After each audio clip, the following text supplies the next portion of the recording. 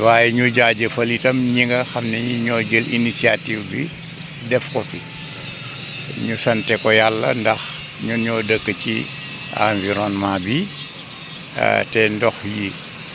ñuy tuur fii ci conduite chemin de fer bi am na ay agrément yu mu ñuy causé yu bëree bëri ndax xeet gi mënuñu ko moytu ndax ñun ñoo dëkk ci wet gi li ci des mooy itam nit ñi dañuy faral di wax naan alalu buur la te alalu buur ñun ñooy buur parce que ñun ñoo fal buur kon maa ngi dénk sama waa kër ci ñoom lay commencé ak ñi dëkk ci koñ bi yëpp ñu xam ne nag kii ouvrage bi lu précieux la lu am solo la lu baax la ci koñ bi kenn ku nekk na ko approprié wu def ko sa yëfi bopp sàmm ko def ci li nga ci war a def muy ndox kese ndox rek lañ leen laaj ne nañ ko ci def nañ ci def ndox te ñu entretenir ko ndax suñu la defalee lu mel nii investissement la commune bi ko ci def alal la ci investir te alal ji suñu alal la commune bi suñu commune la waaye kër yi suñuy kër la kon war nañu def tout pour que ñu préserver ko ñu sàmm ko yàlla baax na Ami Kane mi ngi nii gaare mi ngi nii taxaw sama gannaaw sama doom la moom moo gën a jege parce que këram moo nekk nii sama kër moo nekk en face kër Birahim Dieng moo nekk en face kër Kumba Sow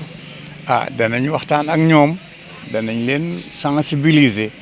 pour que ñoom itam ñu bàyyi xel ci ni nit suñ la defalee lu baax pour yow la da nga koy sàmm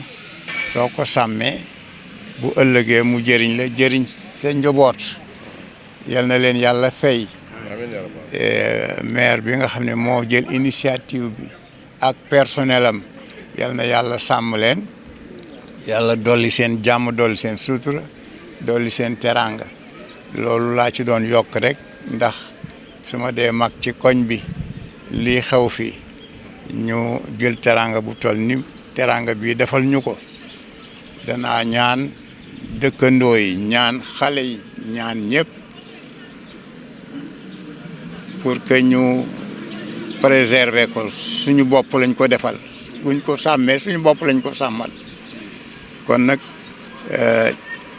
danaa ci woote bu su neexee yàlla buntu kër yi yëpp dana leen woo mais comme dañu nekk ci na mu tuddati waajtaayu màggal gi ak itam dañu nekk ci ouvrage bi te itam ñu nekk ci waxukaay bi nga xam ne ñëpp danañ ko déglu ci la ñuy def appel di ñaan mboolem ñu dëkk ci koñ bi kenn ku ci nekk na ko def sa alali bopp kenn ku ci nekk na jàpp ne su yàqoo yow la yàqul su baaxee yow la baaxal loolu moom mooy kàddu yi ma ci doon yokk di ñaan ci yàlla yal na yàlla sàmm leen ba ngeen def leneen lu ëpp loolu te ñu muurloo ko maire bi ak équipe am ak délégué de quartier ndax ñun nag am nañ ci expérience loolu moo tax ñu xam ni investissement la investissement bu am solo la ndax lu mu néew xam nañu liñ fi dépensé xam nañu ni alal la te alal ji buñ koy def ñun lañ ko defal donc ñun war nañu profito pour que ñu sàmmal ko suñu bopp. mais tey yaakaar naa ne ay kàddu remerciement la ñuy def ak kàddu sensibilisation ndax ONG bi nga xam ne mooy Practical Action donc ça fait des moments ñun jël nañu tàggat ñu organiser ñu ay équipe SAP système d'alerte précoce pour que ñu xool ñun nañu mën a intervenir ci quartier bi en cas de danger muy inondation ak yeneen ak yeneen ak assainissement waaw ci biir loolu nag vraiment gis nañ ni Practical Action def nañ fi action yu bëri ndax jox nañu ay moto pompe de telle sorte que tey bu inondation amoon équipe SAP bi dina mën a intervenir dégager ndox mi pendant l'hivernage aussi les maisons impactées gis nañ ni kat ñoom ils ont été appuyés en denrées entre autres donc loolu lépp muy des actions salutaires tey ñu ñëw defal ñu ay puisards publics yoo xam ne tey incha allah comme ni ko sunu Pape Omar Ndiaye waxee rek on va l'utiliser à bon escient dañu gën a duggaat ci kër yi sensibiliser leen xam ne lii alalu ñëpp la donc duñ def dara daal loolu sant leen bu baax a baax a baax ndax wax dëgg fa yàlla lii population bi da ko doon xaar ndax bëggoon na ko daal booy xool mbedd mi ndox day kii duñu am fu ñu ko tuur ak yooyu donc bu ñu ñëwee ñoom ils ont mené des enquêtes et tout ils ont vu les donc bi ñu kii nag dañoo xool ñoom li nga xam ne mooy les priorités du quartier ak seen doole fu mu yam ñëw def ko donc pour tënk rek ñu ngi sant ñëpp di gërëm ñëpp. di am mbégte tey ak kontaante ci lii nga xam ne moo ñu fi indi tey muy puisard bi nga xam ne moom la ñu bëgg a inaugurer tey puisard bi nag dañu koy gërëme suñu maire Birame Souleye Diop mu yabal fi premier adjoint Babacar Dembélé ànd ak Boussa Paate Boussa kon ñoo ngi koy gërëm bu baax a baax di ko sant di gërëm ba tey tamit ONG bi nga xam ne ñoom ñoo jaar ci maire bi yabal leen ci ñun ñu di ko wax Practical Action ñu ONG boo xam ni ku nekk xam na li nga xam ne moo leen tax a jóg ndax ñi ma jiitu sànq muy jibi jaar na ci action yi nga xam ne moom la ñu def ci dëkk bi kon duñ si jaaraat kon ñoom ñu ngi leen di sant bu baax a baax commencé ko ci maire commencé ko ci Aliou ak Idrissa ak waa Croix-Rouge tamit ndax ñoom ñooy seen partenaire bi nga xam ne ñoom la ñu àndal di liggéeyandoo ak ñoom kon Croix-Rouge ñoo ngi leen di sant bu baax a baax di leen gërëm te di wax ni population Médina Fall gis nañu action yi ngeen def ci Médina Fall yëpp ndax lu mat ñaari at yéen a ngi fi di liggéeyandoo ak noonu yaakaar naa ne lii mooy action bi mujj ngeen defal ñu ko ñun waa Médina Fall kon ci turu Serigne Moustapha Lo muy délégué de quartier Médina Fall extension Médina Fall 1 may doomam kon maa ngi teew ci turu Serigne Moustapha Lo di sant ñëpp di gërëm ñëpp tey wax ni monsieur le maire Serigne bi nee na mi ngi lay sant it ci turu dëkk bi yëpp bàyyiwul kenn ndax lii moom ngeen ko defal kon ñu ngi leen di sant bu baax di leen gërëm di ñaanal suñu waajur yi nga xam ne moo njëkk a jël kàddu nag muy Baye Omar Ndiaye te ku ne xam na ne dëkk bi rek moo ko ñor ñoo ngi koy ñaanal bu baax a baax yàlla guddal fanam yàlla yàggal ko suñu kanam lool ak njabootam di sant jeunesse bi nga xam ne ñoo nekk Médina Fall mën nañu kaa commencé ci jibi mi nga xam ne ak Baye Laat ñoo fi teew tey teewal ñëpp ñoom ñëpp a bëgg Médina Fall te ñoom ñëpp it lu Médina Fall yëkkati it nañ ci dugal seen loxo nañ ci dugal seen tànk kon sëriñ bi nee na mi ngi leen di sant yéen ñëpp bàyyiwul kenn tey ñaan yàlla suñu borom nag lii ngeen commencé ngeen continuer ko ba yeneen yi nga xam ne manqué na fi tamit ngeen dimbali defal ñu ko ñoo ngi leen taalal loxo daal ndax daal Médina Fall du fii rek moo ko soxla fu bëri soxla na ko ndax bii lii amee ba tey ñu bëri ñu ngi may woo téléphone ku nekk soxla puisard sa buntu kër wala sa coin bi nga xam ne fa nga dëkk tey nag kàddu sant la ak kàddu tamit inauguré li nga xam tamit moom moo ñu fi tax a daja tey Aliou ñoo ngi leen di ñaanal di yëbbante seen kilifa ngeen xamal leen waa Médina Fall daal kontaan nañ bu baax a baax ñëpp nag muy mag ak ndaw ak gone ak kilifa yi yëpp kontaan nañ bàyyiwuñ kenn ñaax sunu jigéen ñi tamit ndax sunu góor gi wax na ko léegi ndax ñoom bu ñu ko defee ñoom ñoo tax te it muy entretien bi tamit lu ci am solo la ndax ku ne xam na ne defar puisard mën naa yomb waaye entretien bi moo jafe loolu nañ ci bàyyi wàlla xel bu baax a baax tey ñuy ñaan ONG bi tamit yëf yi gën a law ba foo xam ne rek yeyoon na ko ci Médina Fall ñu def fa puisard ñu dem defal leen ko fa loolu daal lan ni woon nañ ci sànni ay kàddu muy kàddu cant rek ak kàddu ngërëm. sëñ Modou Lo mi nga xam ni moo fi teewal sëñ Amdi ñu njëkkee ci sëñ Amdi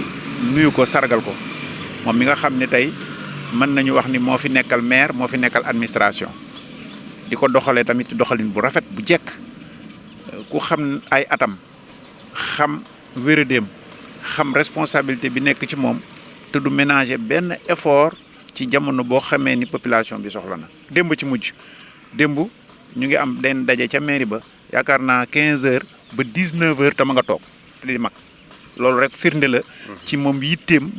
ku ne xam na ni jamono bi ni mu xate ci moom waaye daa bàyyi lépp ñëw toog fa ba 19h kon loolu ñun xam nañu yitteem ci population bi kon ñu ngi koy nuyu bu baax ci turam di ko sargal bu baax a baax a baax di nuyu suñu waajur bi taxawoon léegi wax muy Pa Oumar Ndiaye macha allah moom it di mag mu am solo koo xam ne yàgg na liggéey ci développement yàgg liggéey ci encadré njaboot kon suñ ko fi fekkee itam moom it mu ñëw taxaw bi mu taxaw danañ ko sant gërëm ko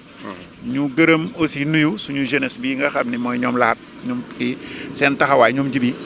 wax dëgg yàlla délégué bés bu nekk daf ñuy wax taxawaay yi nga xam ne xale yi ñu ngi koy def ci quartier bi bés bu nekk mu ñu koy jottali te loolu rek la ñuy soxla nag wax dëgg yàlla ku ne xam na ni communauté yi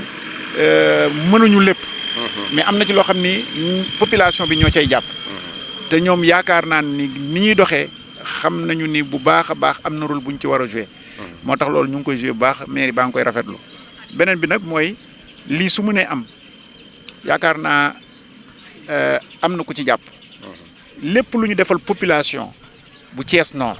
ak ku ko mën a def ak fu mu mën a jóge maire nga ko defal ndax lépp loo xam ne dafa jëm ci luy baaxal population bi lu leen di noppal rek maire la war kon keneen ku jóge feneen am ay xalaat wala am ay moyen di ko teg pour loo xam ne dafa jëm ci bien-être population bi ak seen dundin mën a ñoŋ kooku maire nga ko defal kon ci loolu la ñuy saluer bu baax ak di sant bu baax suñu partenariat ak waa Practical Action ak waa Croix-Rouge ñoom nag ñooy ndeyu mbi liggéey maire bi deful lu dul nekk facilitateur par rapport aux population bi ak wàllu liggéey bi ànd ceeg ñoom mais lépp ñoom la ça aussi il faut que nga am honnêteté reconnaître ni ñoom ñoo yor seen financement yor seen lépp maire bi dafa ñëw accompagner leen sur le plan technique ak sur le plan population bu kon nag maire nee na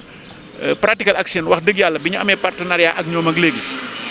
action yi ñuy teg yëpp macha allah bii moo ci mujj comme ni nga ko waxee quartier yëpp ñu ngi ciy intervenir ci domaine yëpp aussi ñu ngi ciy intervenir te loolu itam wax dëgg yàlla lu soulager li ñu waroon def la ku ne xam na ni suñu ressources yi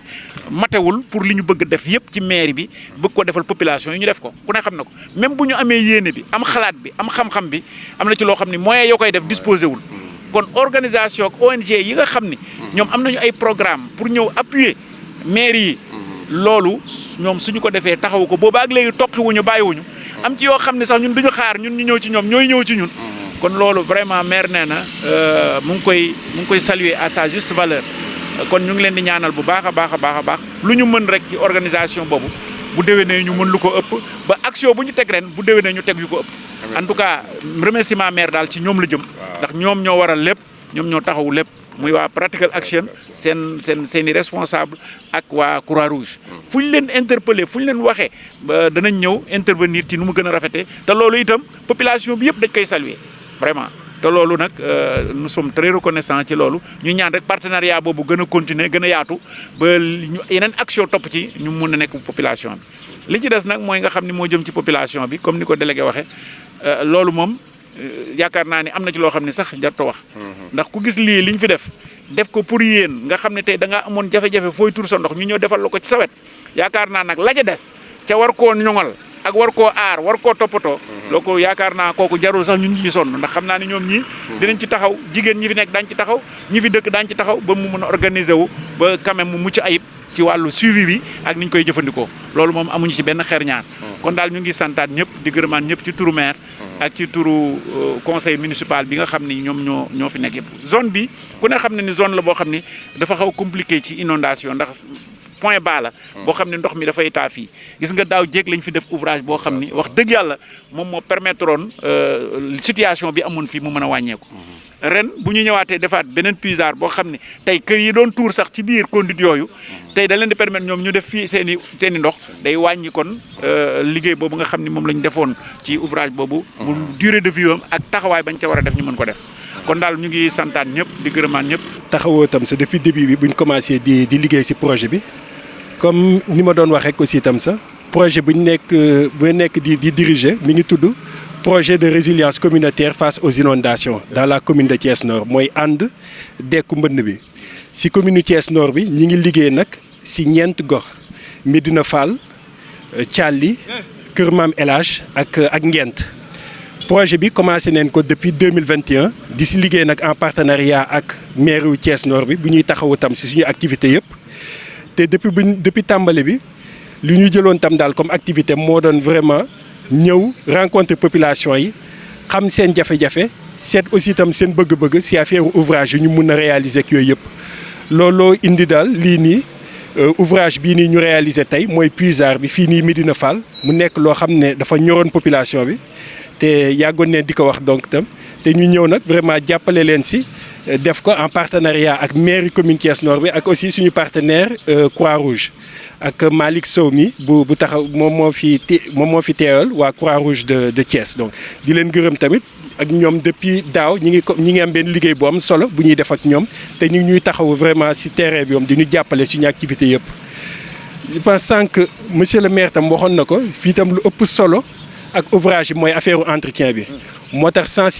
sensibiliser population yi am na solo parce que mun nga réaliser ak yenn ouvrage yëpp mais lu am solo aussi tam mooy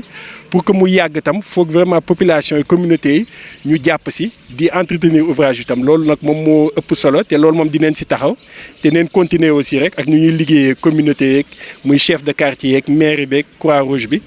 essayer daal moom di def yenn ouvrage yoo xam ne dina tax vraiment population yi gis ci seen bopp te loo xam ne dina wàññi vraiment yenn impact yi yoo xam ne mbënd beeg inondation yi donc mën na leen jure la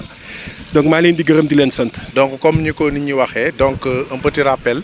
que ni ouvrage bi du benn bii kese y a 3 dans Médina Fall am na fii am na côté Don Bosco am na côté Kër Pa Diossi Diagne donc tey jii bii ne xam naa inauguration symbolique bi lay nekk mais pour vous dire que Practical Action en partenariat avec la Croix-Rouge projet bi. C'est d'accompagner les populations de zone nord et inchallah di ñaan yàlla mu gën a law dans tout Thiès donc moo waral tey parce que xam nañ ne gestion des eaux usées ça devient problème la ci quartier yi parce que mooy indi feebar yenn jàngoro yi di law donc pour stopper yooyu day jouer double rôle assainissement da koy jouer aussi tamit pour arrêter problème hygiène surtout ça donc ñuy ñaax ñëpp di wax ni population bi ñu ngi leen di wax neen ouvrage bi yéen ñu fi dëkk ci koñ bi yëpp war nañ koo maintenir léegi membre si di art yi nekk fii tamit seen gox la yéen ak délégué de quartier ak ñi fi nekk ngeen def sensibilisation porte à porte kër yi wër yëpp wax leen ni leen amatuñu droit tuur ndox fii ci biti parce que am nañ fuñ ko def gestion bi aussi tamit ñu fexe cee waxtaan ak ñoom ba lii mën a gudd fan parce que lii buñ ko bien gérer mën na def 5 ans avant que xeer yi nekk ci biir mën a fees ba ñu koy dindi donc ñu ngi woo tout un chacun responsabilité individuelle ku ci nekk def ko sa yëfu bopp comme ça su ko defee muy Practical muy Croix-Rouge muy la mairie parce que nous on est des auxiliaires des pouvoirs publics lu ñuy def rek dañ koy defar population bi pour jàppale l'autorité administrative donc yéen tamit ñu ngi leen di woo ngeen jàpp si li ngeen si jàppee mooy lan ngeen fexe ba utiliser lii ba fexe ba sàmm ko ba mu gudd fan loolu rek la ñu amoon ci message bi defe naa gars yi jot nañu wax lépp. On était venu ici à Médina Fall pour dans le cadre du partenariat entre Practical Action et la mairie et la Croix-Rouge pour apporter nos soutiens au niveau aux populations. Comme nous savons tous que Médina Fall, il y a une forte densité de population et que les inondations, comme nous avons vécu partout dans l'ensemble de Thiès Nord, plus particulièrement dans cette zone, on a vécu des inondations. Ici, c'est une zone très basse où il y a fort flux d'eau qui arrive à ce niveau-là. Donc les populations toujours sont dans la détresse. Donc il nous a fallu Practical Action nous amène cet ouvrage-là pour permettre aux ménages de pouvoir utiliser cet ouvrage-là pour leur soulager un peu par rapport à l'utilisation des eaux usées. Ils avaient des problèmes d'évacuation de ces eaux et cet ouvrage-là vient vraiment à sa juste à l'heure pour leur soulager et leur permettre maintenant de pouvoir verser les eaux usées au niveau de cet ouvrage. Donc la mairie vraiment salue cette action et vraiment loue l'effort que Practical Action entreprend depuis des années avec la mairie, avec le partenariat qu'il a eu avec la mairie, dans l'ensemble de Thiès Nord. Toutes les actions, dans tous les domaines, ils sont toujours présents à côté des populations. Donc ça, le maire tenait vraiment à magnifier ces actions et à demander à Practical d'Action de pérenniser ces actions. Le reste, c'est la population. La population, le délégué est là. Je pense qu'ils vont vraiment s'organiser à faire le suivi nécessaire par rapport à cet ouvrage-là pour vraiment l'utiliser à bon escient. Donc aujourd'hui, l'objectif était vraiment de procéder à l'inauguration de cet ouvrage, un puisard donc qui a été réalisé dans le quartier de Médina Fall et qui fait partie des activités qu'on avait ciblées dans le cadre du projet sur la résilience communautaire face aux inondations. On a commencé à travailler sur ce projet avec la commune de Thiès-Nord depuis 2021 dans les quartiers donc de Médina Fall, Thiali, Nguent et Keur Mam El Hadj. Donc l'objectif donc de ce projet, comme je le dis, c'est vraiment de renforcer les populations face au risque d'inondation.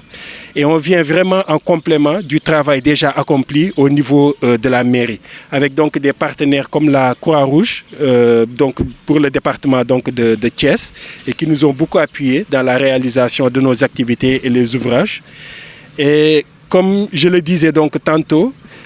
l'élément aussi le plus important, c'est vraiment d'assurer la durabilité de l'ouvrage. Et en ce sens, c'est très important de sensibiliser les populations pour qu'il y ait un très bon entretien de ce puisard. Parce que c'est bien beau de construire un ouvrage ou une infrastructure donnée, mais il faut vraiment que les populations s'approprient cet ouvrage et vraiment mettre en œuvre des actions qui permettent d'assurer son entretien et sa durabilité. Donc aujourd'hui, on est présent là pour inaugurer un des ouvrages que Practical Action et la Croix-Rouge, en partenariat avec la mairie de Thiès-Nord, a réalisé pour les populations de Thiès-Nord pour la gestion des eaux usées. Aujourd'hui, on est devant l'un des ouvrages, mais il reste deux, parce qu'on a confectionné 3 à Médina Fall. Donc, il revêt d'une importance capitale pour la population qui vit ici de préserver cet ouvrage, qui peut régler 2 problèmes en même temps. Problème d'assainissement et problème d'hygiène et problème de santé en même temps. Donc,